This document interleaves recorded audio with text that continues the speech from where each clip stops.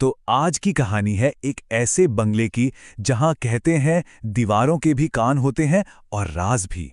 ये कहानी है बंगले नंबर 17 की, जिसके अंदर दबा है एक गहरा, बहुत गहरा बदला।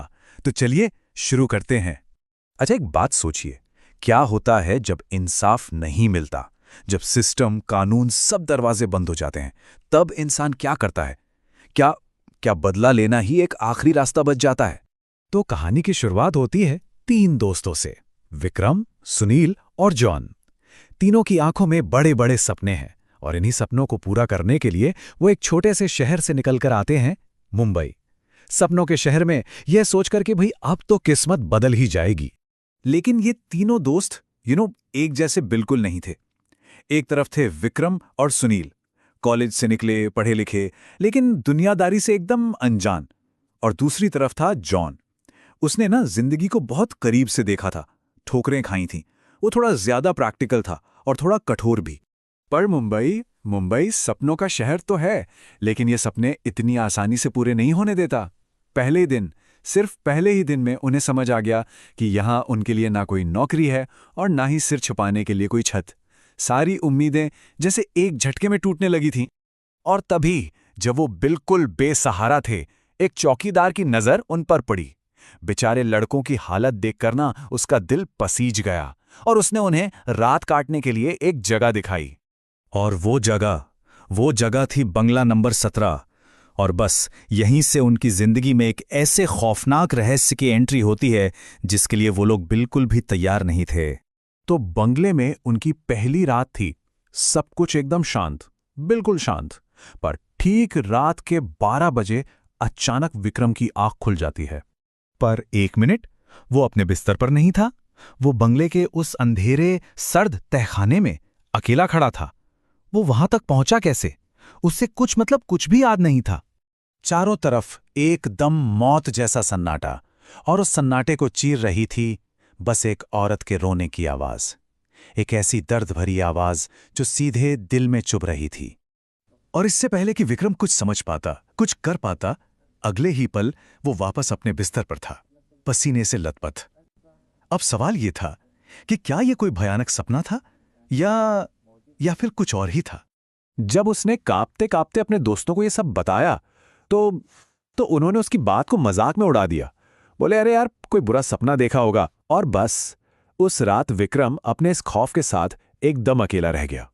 खैर, अगली सुबह होती है और कहानी में एक और अजीब सा मोड़ आता है। उन्हें एक ऐसी मदद मिलती है जिस पर यकीन कर पाना बहुत मुश्किल था। होता क्या है कि जैसे ही वो बंगले से बाहर निकलते हैं, एक रहस्यमयी औरत पता नहीं कहां से आती है, विक्रम के हाथ में एक चिट्ठी पकड़ाती है और गायब हो जाती है। और मजे की बात यह कि उसी चिट्ठी की वजह से उन्हें एक बड़ी कंपनी में हाथों हाथ नौकरी मिल जाती है। मतलब सब कुछ इतना अजीब था कि यकीन ही नहीं हो रहा था।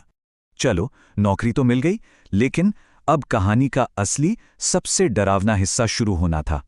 ऑफिस में अचानक विक्रम का बर्ताव बदलने लगा। ऐसा लग रहा था जैसे वो अब विक्रम है ही नहीं। लग रहा था जैसे कोई और ताकत विक्रम को कंट्रोल कर रही है। वो सीधा चलता हुआ बॉस के चेंबर तक गया। दरवाजे पर एक ऐसा सीक्रेट पासवर्ड डाला जो सिर्फ और सिर्फ बॉस को पता था, और अंदर जाकर दरवाजा बंद कर लिया। थोड़ी ही देर में मैनेजर का फोन बजता है और दूसरी तरफ बॉस था। उसकी आवाज में घबराहट, डर, सब साफ सुनाई दे रहा था। वो फोन पर चिल्ला रहा था, जल्दी जाओ, उसे रोको, नहीं तो मैं बर्बाद हो जाऊंगा। मैनेजर ने जब दरवाजा तोड़ा और अंदर घुसा तो क्या देखता है कि विक्रम जमीन पर बेहोश पड़ा है। और जब विक्रम को होश आया तो उसे कुछ भी याद नहीं था, एक भी बात नहीं कि उसने क्या किया था।